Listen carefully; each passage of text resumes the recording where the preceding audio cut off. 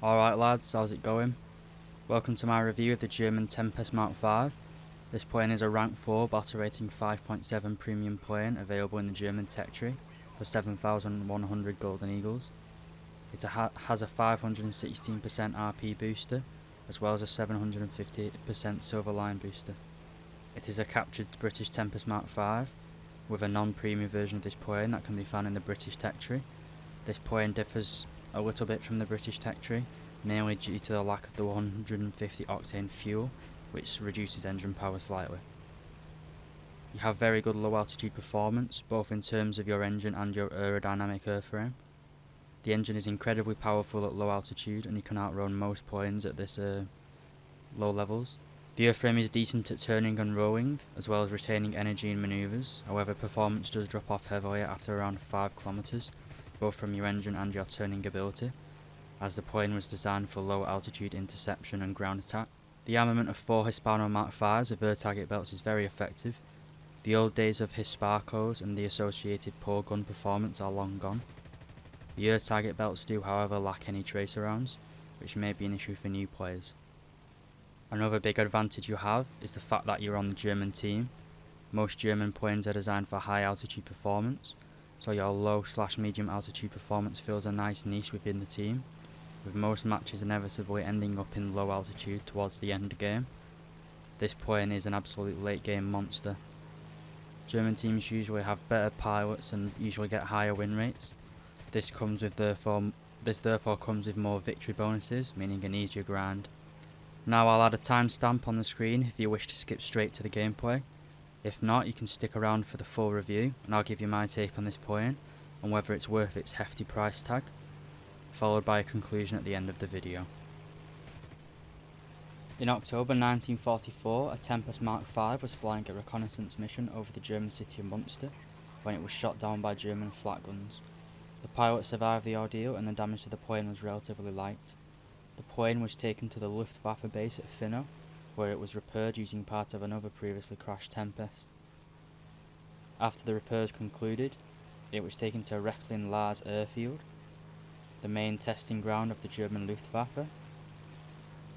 Here it was tested extensively by senior Luftwaffe pilots. This is the presumed reason for Gaijin adding this plane to the German tech tree. So as we mentioned in the introduction, the Tempest costs 7,100 golden eagles, which is roughly 35 British pounds, 38 euros or 44 US dollars. In the UK, 35 pounds is the equivalent of 4.5 hours work on minimum wage. The other popular rank 4 German premium is a Focke-Wulf D13, essentially a D12 minus the 30mm cannon in the nose. The D13 costs £27, 30 euros and 34 US dollars. This is the equivalent of 3.5 hours work on minimum wage, an entire hour less. We'll talk about this more in the conclusion of the video. But for this price of 7,100, you do get the max Silver Lion and RP boosters available. This however is expected at such a high price. It does make the grind much more bearable in the German tech tree, and especially if you're used to playing the British. Speaking of the British, as we mentioned in the intro, the German Tempest is essentially a clone of the Tempest available in the British tech tree, without the 150 octane fuel. This does reduce the power available to the engine which in turn reduces your ability to energy fight and retain energy out of a dive. The loss of performance isn't huge however, you still have amazing low and medium altitude performance. To clarify, when speaking about War Thunder, low and medium altitude refers to anything under 5 kilometers. Unlike the British Tempest, you do not have the ability to carry secondary armament such as bombs and rockets. This isn't such a big deal in realistic, but the ability to carry bombs or rockets would be a big benefit for anyone that wanted to play German tank realistic battles, especially with the Tiger being down tiered. You do however get access to the British ammo belts. The belts in question are the air target belts, arguably some of the best belts in the game. These belts are fired out of 4 20mm Hispano Mark V cannons with 800 rounds in total. This means that you can hit hard and hit hard throughout the match. 200 rounds per gun means you can easily get an ace and still have ammo left over.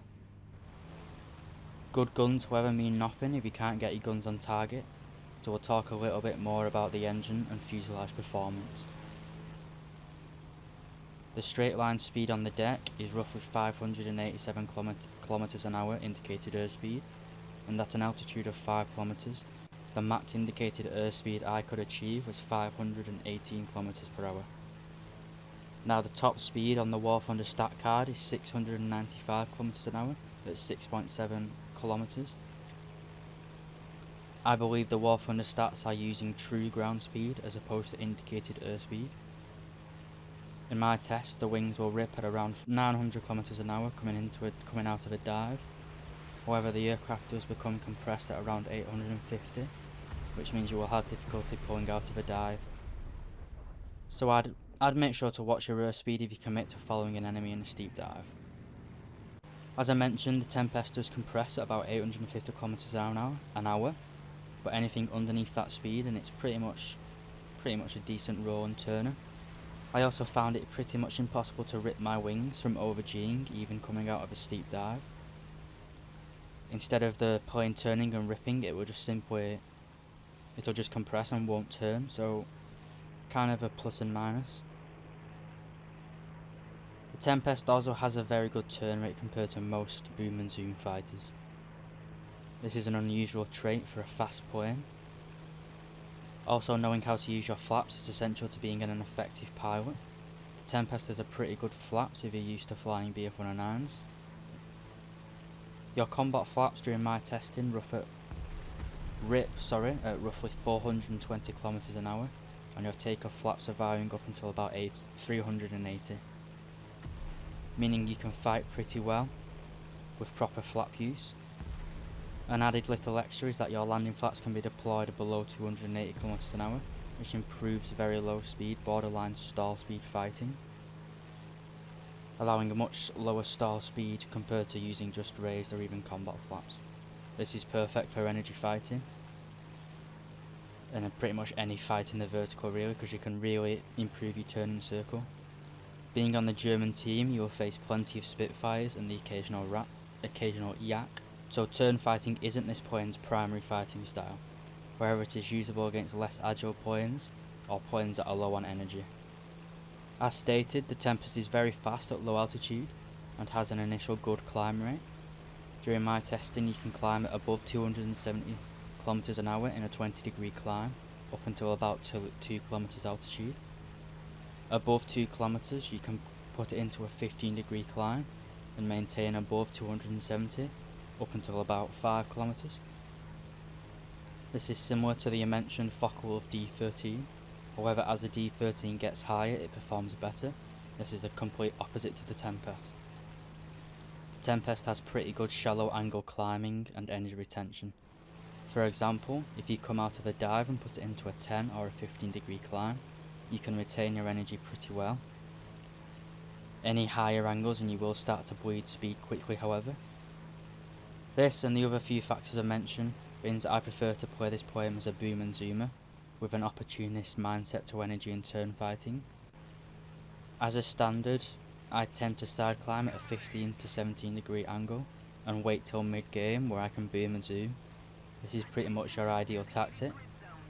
Failing this, if an enemy gets above you, you can always dive away, which puts you low and in your ideal altitude. If it's an American plane, you can try and get them slow. You can easily outturn American boom and zoomers with low energy. If not, you can run, you're a similar speed to them. Some of them, like the P-51 D30 or the F4Us, will catch up with you eventually. British planes such as the Spitfires are very good at turning, but they lack the low altitude speed.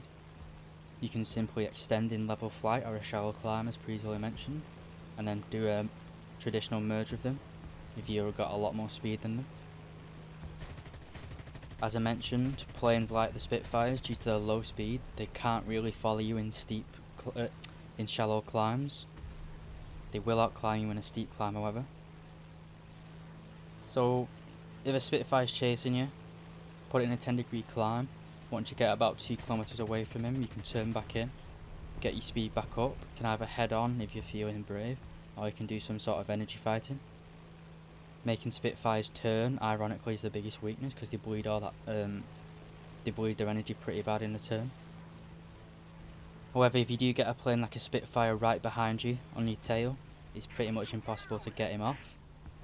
So never get slow near Spitfires, and if you're going into an engagement, always make sure that you have a lot more speed than the opponent, and that you always have a way out of that engagement planned. With the current spam of planes, such as the F4U7, AD4 Sky Raiders and A26 Invaders, a position in the German team for low altitude interceptors is very valuable. However, I will warn you that planes like this are an easy picking at the beginning of games, but it may compromise your ability to fight planes above you in the later part of the games. In an up tier, you will go against Bearcats, P-51Hs, and Mark 22 and 24 Spitfires, which pretty much do outperform you in every way. These planes outperform every other German 5.7 in the game though, so it's hardly fair to criticise the plane for this. The reason I mention this is more of a warning rather than a negative point about the plane. We'll now go on to some gameplay, followed by a final conclusion.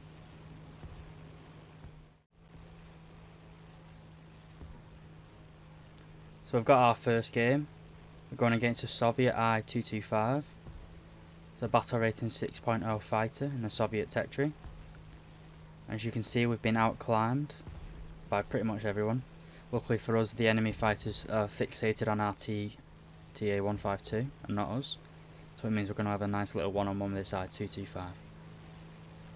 So you can see we're going into this engagement with far more energy than him. So we're going to go into a very shallow climb for a few seconds just to get that separation. And we're going to turn back in. Now he's coming up to me, he's trying to get a shot. All the time he's coming vertical, he's just bleeding his energy. Just double check and see if anyone's tried to dive on me. But he's getting close to his stall speed, so I try to go into a bit sharper angle. And he breaks off, so we're going to chase him.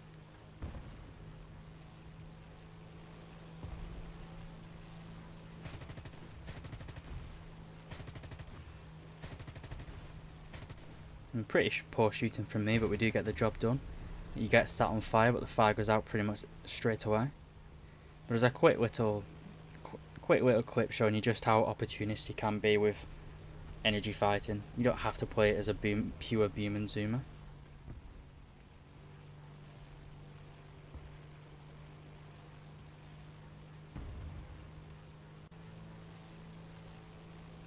Now this is really the meat and potatoes of the demonstrating of this plane's capabilities.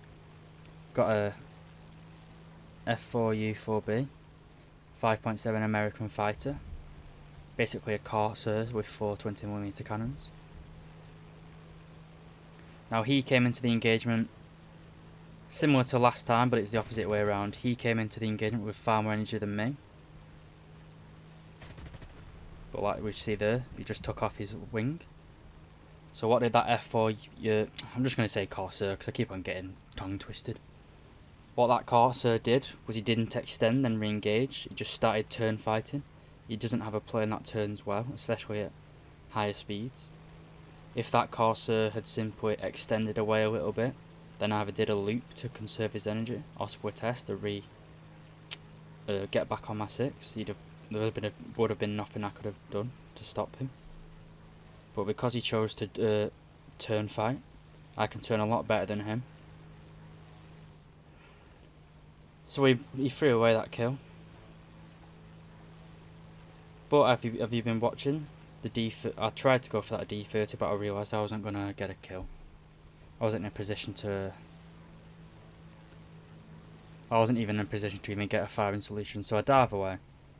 The D13 hasn't followed me, which is good for him, because it means he's got more options than me at the minute. All I've got now is about 600 metres of altitude. So we're just running basically. Now we've got a Corsair in front of us. He's flying the same direction as us, but I'm a lot faster because we're catching him. As you just saw there, he's committed to a very 180 degree turn. He's committed to a very, basically did half a circle, so he's just bled a lot of energy. So we extend a little bit, and you can see he turns again, so he's done a full 360-degree turn, which basically means he's just bled all his energy. Now, I was going to go for a head-on with that D13, but I realised it wasn't worth it, so I pitch up. I probably should have gone for the D30 there, but instead I go for the F4U. And when we delete him, that's a nice little bit of energy fighting. And also this D30 is going to kill me here, which is a good example of if an enemy gets on your 6 and they know how to play their plane, there's nothing you can do. So well done to this D30 pilot, he knew what he's doing. After he attacked me, he extended, went back up, then re-engaged, and there's nothing I could have done. If that Corsair had done the same, I'd have been dead before I managed to take out 2 of his friends. So the next game's on the Bastogne map. We're going to absolutely butcher this pass on a Lancaster. And the Lancaster gets the luckiest shot I've ever seen, and he puts one 7.62 into my engine and puts it into I think it's deep yellow. But it's not the best, especially for British planes. You don't have the German you don't get the German BF-109 reliable engine where you can fly back to base on a red engine. It's like the Spitfire, this plane, where if you get even a little bit of engine or radiator damage, you're pretty much, it's a one-way ticket back to the airfield to repair. But instead of head-on in that Spitfire, I had all the advantages. I was going faster, I pulled off him, went for that P-51D. That's took a very lethal plane out of this battle. Now I'm not worried about that Spitfire, as he obviously pitched up into me, so he bled all of his speed he had, so he's never going to be able to catch me. Now I'm foolishly here, underestimating Lancaster. Lancaster's pretty much useless in War Thunder, it's not balanced whatsoever. But the one time the Lancaster manages to achieve something in a game, he knocks out, well, he's not knocked out my engine, but it's heavily fucked, shall we say. But luckily for us, we've got enemies below us, so we don't need an engine, we've got gravity. So we're going to dive down on this Yak and Seafire. We've got great dive speed in this plane. Starting to compress a little bit. You do struggle a little bit with the rudder, as you can see there. The plane's rolling instead of moving its nose, sorry. Now you are going to get a very lucky hit on that Yak, but not enough to critically damage him. So because there's only 2 enemy fighters here and there's 3 friendlies, I decided to blow all my energy and just re-engage. I have a red engine, so I can't really afford to be doing any fancy energy fighting techniques. But we do manage to take off his wingtip and he goes into the ground. Now we're going to turn into this Seafire. Same basic combat maneuver we've done so far. Pitch, turn into them, then roll over. And we managed to bait him for our friendly Ki-61. So you can use this plane as a... It's primarily a boomer zoomer, but only because that's the role it kind of fits the most. You can turn with it, you can energy fight with it. You just have to know what your opponent can and can't do, and then pick a style best designed for that plane and the current situation you're in. This match we're over Norway, which is a bit of a pain in the ass for this plane because there's no real route for ground attackers to go. It's usually heavy bombers. You could run in to try and protect the sub-pens, but it's a bit of a pain in the ass. But we're in an up tier. This is a 6.7 game. As you can see, we've got A2D cancer spams. But halfway through the game, I was doing something stupid in like a 30-degree climb. And I get jumped by a Burkat. I think it's the French Burkat. So it's a 6.3 plane. Unlike the Corsair from an earlier video, he has all the advantages. He has a lot more energy, a lot better plane, and he decides to turn fight in it. So every time he's turning, he's just blowing his energy. He's getting slower and slower. I've got a lot better engine at this altitude. I've got a lot better performance, I think, in terms of turn rate. He just slots in right in front of our guns and we set him on fire. So like I said, knowing what your opponent's playing can and can't do, as well as the situation you're in. Bad shooting there, but you can use this as a jack of all trades basically.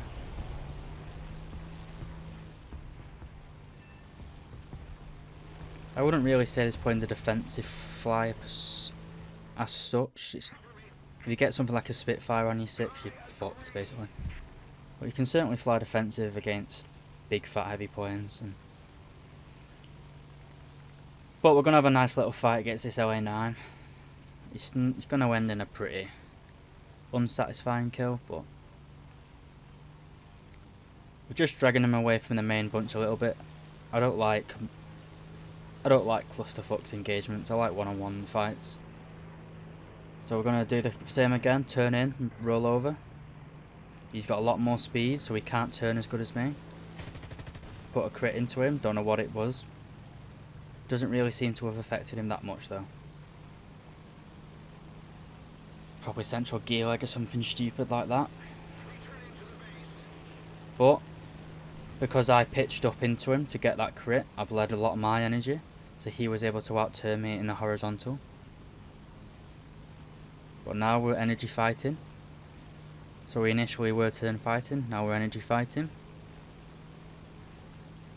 Now I think in the long run an LA9 probably would win this. I've not got too much experience with the LA9, so I could be mistaken. I know his guns are pretty low velocity though, so I have got a little bit of leeway. In terms of I can afford to go in front of his guns slightly. Just because it's so hard for him to hit. But I realised that our energy states were equalising there. We were just going around in circles. And I wasn't sure who'd win, so I didn't want to extend it. So I dipped down, split S basically. He extends a little bit, then turns back in. I'm not going to get guns on, so I break away. Don't want to die. And then we both overcommit too much, and we just smack into each other. Not too sure what to say about that. He's going to crash, and we're going to get a kill. And we're going to fly all the way back to base and repair. We shall see shortly. But it's a decent little fighter when you get a 5.7 game. It is a bit to be desired on high game. To conclude, the Tempest is a decent boom and zoom fighter with the option to turn an energy fighter given the opportunity. The amazing speed, guns and roll make this plane a monster at low altitude scrappy engagements. Anything you can't outturn, you can usually outrun, as long as you start the engagement with a similar energy state. And with the current spamming of ground attackers on Allied teams, you do fill a niche role within the German team, allowing your high altitude fighters to climb without worrying of a lost due to ticket bleed. My biggest criticism of this plane, apart from the price, is the fact that Allied teams aren't what they used to be. The Tempest has suffered greatly from power creep over the years since it was introduced. Planes like the late model Corsairs, P-51H, Bearcats, and pretty much all of the Griffin Spitfire series outclass you in a traditional game of War Thunder. Planes like the F4U-4B, for example, completely destroy the Tempest. It can literally do everything better apart from energy retention. You have a better top speed, better turn rate, better roll rate, same guns. There is no reason why the Tempest and that plane are at the same battle rate, and it's completely outclassed. But as I said, the strong increase in Allied fighters means this plane is nowhere near as potent as it was back in the old days of War Thunder, and I do not think it deserves such a high Golden Eagle price point anymore. 7,100 Golden Eagles, as we mentioned earlier, that's 35 British pounds. So what else can you get for that money? The two obvious choices are the Ju-288, a twin-engine Schnellbomber, or the Focke-Wulf D13. Both of these planes receive the 750% Silver Line booster and a very high RP booster. The D13 is a dedicated boom and zoomer at medium altitude, but can be used as an energy fighter at higher altitudes.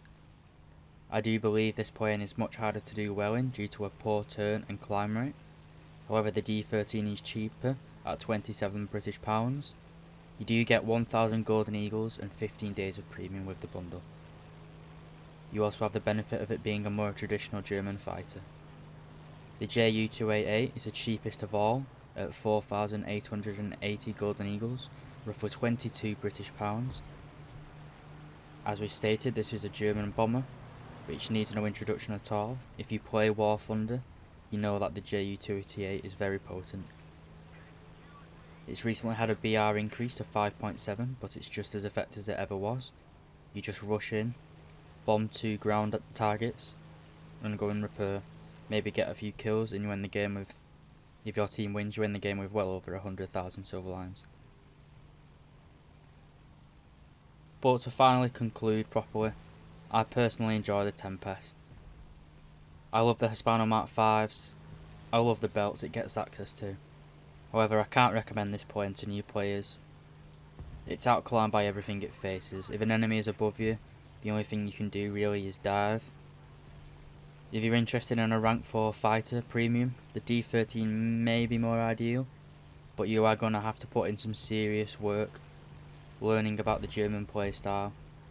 It requires a lot of work to make the plane excel or even just be competitive, but you will be at higher altitudes, you will have the support of your team, and this suits the German high altitude Wolfpack meta which currently is in game.